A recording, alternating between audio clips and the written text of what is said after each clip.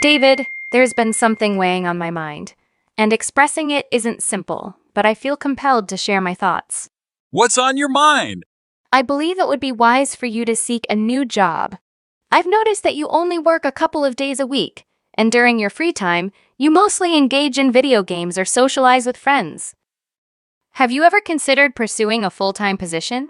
I'm content with my current situation. I have a comfortable home, and I'm happy with my life as it is. I don't see a need for significant change. My concern is that I'm the primary financial contributor. Do you think this arrangement is equitable? If I were in your shoes, I might feel concerned about financial stability and my future. Hold on. Are you implying that not having a full-time job makes me inadequate compared to you? No, that's not my intention. I'm suggesting you consider your long-term prospects. Relying solely on me might not be sustainable. You're still young. Wouldn't you like to find something meaningful to pursue in life? Don't you ever tire of the routine of gaming and hanging out with the same friends? Let's drop it. I don't need a lecture. Perhaps I shouldn't have married someone older, given how you've started to lecture me like this. What are you trying to imply? Maybe I should have chosen a younger partner. They tend to be more attractive and devoted. I married you because of your stable job and income. That was the main factor. I thought marrying someone like you would ensure financial security for my life, but it seems I was mistaken. Are we really discussing post-retirement already? It's just that one positive aspect of our marriage is the condo room you acquired, and the mortgage payments aren't that burdensome, are they? I didn't buy this place. I'm actually paying a significant rent to keep us here. Well, considering your income, I doubt it's a hardship. To be completely honest, I think my feelings for you have faded. I don't feel the same way anymore. What do you mean by that? I'm tired of you constantly telling me what I should do. Despite the 6-year age gap, remember that I'm your partner, not your child. Respect should be mutual in our marriage. I'm not exerting control due to my age.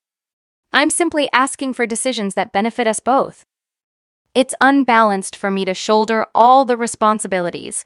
Your opinions are yours, but please refrain from sharing them with me. It's becoming quite bothersome. I didn't realize this was a significant issue for you. Very well, I'll keep my thoughts to myself. However, I encourage you to reflect on your actions. 4 days later. David! David! What now? Stop pestering me! I've had enough of your complaints. I'm aware that you had a woman over while I was at work. How did you find out? Not that I care. I'll see whomever I please whenever I want. I won't permit you to bring anyone into our apartment, let alone let them use our bed. What were you thinking? Fine, then do you want a divorce? Excuse me? I'm taking the house. You can find your own place to live. Do you hear yourself? You're being incredibly selfish. This place is rented under my name. Why should I be the one to leave? We're still married. I have every right to address you bringing others here. Don't you grasp that this is adultery? Your opinion doesn't concern me. My feelings for you have faded, and I'm reclaiming my independence. I'm tired of your constant complaints. Enough! I want you to move out. So, you're set on pursuing a divorce? Yes, absolutely. Staying married no longer holds any advantages for me. Your presence is detrimental to my well-being. I want you to vacate as soon as possible. Are you certain this is the best decision? Wouldn't it be wiser for you to move out? I disagree. I'm content living here. I doubt you can afford the rent. Are you even aware of your current income? While I might not earn as much as you, covering the rent won't be an issue for me. I can manage it. It seems you don't quite grasp the extent of the rent. Do you believe I'm foolish? I believe the divorce papers are at home. Indeed, they are. I will proceed to file them soon. How can you act so selfishly? We haven't even finished discussing this. You only earn a mere $1,000 a month. How will you manage? The rent isn't excessively high, so I can handle it. My spending isn't extravagant either. I will regain my footing after the divorce. I plan to marry a young, caring woman who will take better care of me. Life isn't that simple. You won't miraculously find a great job whenever you desire. I didn't expect you to sink so low. What did you just call me? I called you a worthless lowlife. I believe we've discussed enough. Go ahead and file those divorce papers. I will file them as soon as possible. I'm relieved to have you out of my life. Likewise, I'm certain you won't manage the rent. I can't wait to tell you I told you so directly. Are you absolutely certain about your decision to remain here? You won't regret it later? Yes, I'm sure. How many times must I affirm that? I genuinely enjoy living here. You should change the lease name from yours to mine. Very well, though I wish you had shown me more appreciation. I have done so much for you. I've been financially supporting you ever since you left your full-time job. Well, as my spouse, that was your responsibility. It's not something to boast about. You merely covered the rent, which isn't even substantial. It's about $100 a month, right? I'll take over rent payments from now on, so please vacate as soon as you can. I no longer wish to see your face. Very well, I'll move out. Perfect. It's astonishing how foolish you are. Your consequences will catch up with you soon. I've warned you. I'll live my life happily without you. Why do you persistently assume I won't be able to manage the rent? I won't face consequences for anything. If that's how you choose to perceive it, if I require anything more from you, I'll communicate with my lawyer. That's great! I'm genuinely relieved. I no longer have to share a living space with you. Same here. Goodbye. 3 weeks later. Answer your phone. I'm working, and we agreed not to communicate, remember? Send a text instead. I've done everything you asked me to. What more do you want? First of all, why did you take all the electrical appliances from my house? I called you last week about this, but you ignored my calls. I purchased those appliances, so I have every right to take them. It took me a while to settle into my new place, but now that I have, I needed my appliances back. Fine, I suppose I can't argue, but you could have given me a heads up. Now I have to go buy new appliances for myself. I guess, but why are you telling me all this? I'm sure your new girlfriend can assist you with shopping.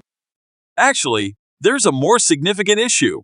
The rent is much higher than I anticipated. There must be some mistake. Ah, so you finally received your bill. You should have read the contract when we transferred the lease into your name. Yeah, I suppose. However, this isn't my concern, so you need to sort it out on your own.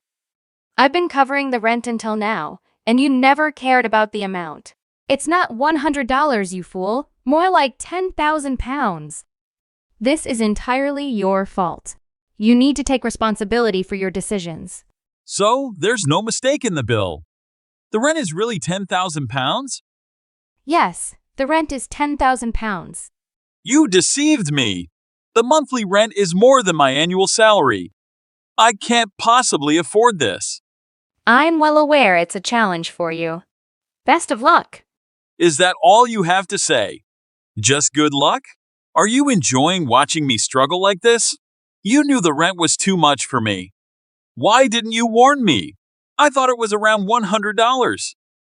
How could you assume the rent was that low? You live in a nice place. It can't possibly be that cheap. Do you lack any common sense?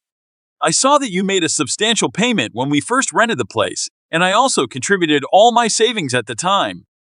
That's why I assumed the monthly rent wouldn't be exorbitant, given the initial payment we made. Well, that's not accurate. The initial payment was a security deposit due to the high demand for the place, and we also used some of it for furniture. But seriously, what kind of fool thinks we could live here so cheaply? Your lack of understanding amuses me. You're quite the joke.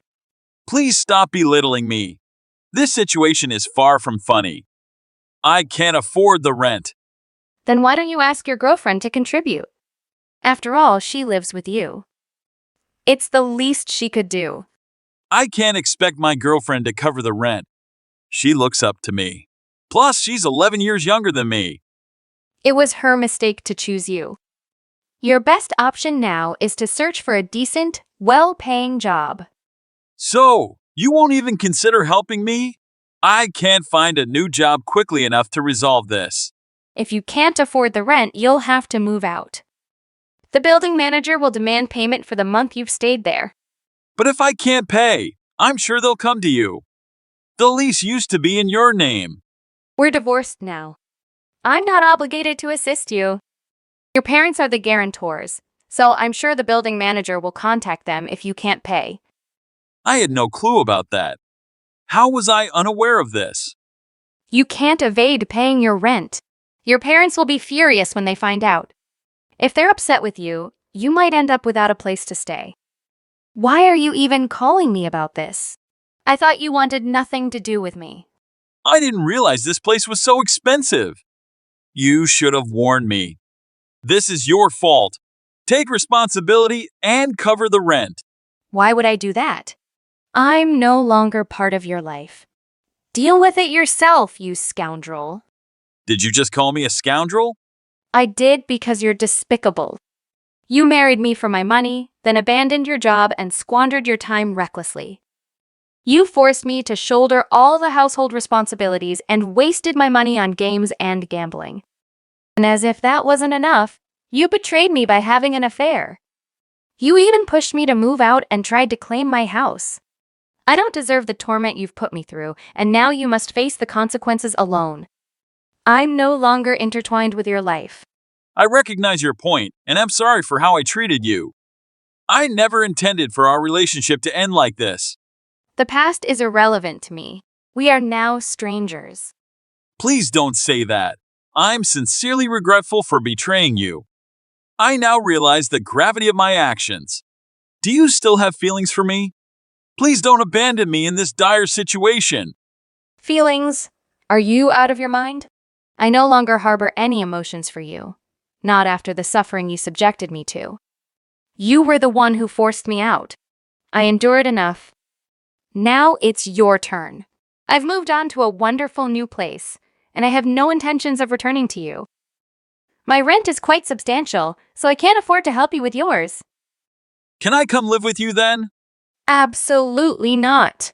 Could we give our relationship another chance, please? I've realized how deeply I love you since you left. I'm genuinely sorry. I promise I won't inflict any more pain on you. I would rather face death than reconcile with you. I'm earnest. I genuinely believe we can mend our relationship. I despise you for the pain you caused me, and it's evident you're only interested in benefiting from my resources. I've severed ties with you, and your presence is unwelcome in my life. Could you kindly cease these texts? I wish you well in managing your rent. If you're unable to cover the rent, you'll need to secure financial help elsewhere. However, this no longer concerns me. Stop intruding, I'm occupied. Afterward.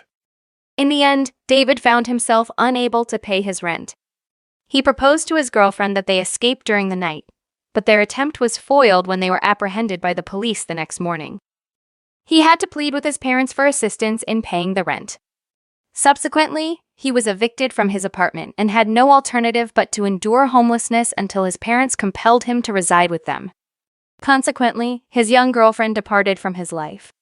He still owes his parents the borrowed rent, so he is fervently seeking new employment. His autonomy to pursue his desires has vanished. His days are filled with remorse over the ill-fated choices that led him to his current predicament. As for Elizabeth, post-divorce, she enjoys a contented and meaningful existence. She even found herself a wonderful new partner and continues to excel in her career. Her life without David is fulfilling, affirming that her decision to divorce was indeed the right one. Thank you. Thank you for watching. Please subscribe and hit the like button. See you next time.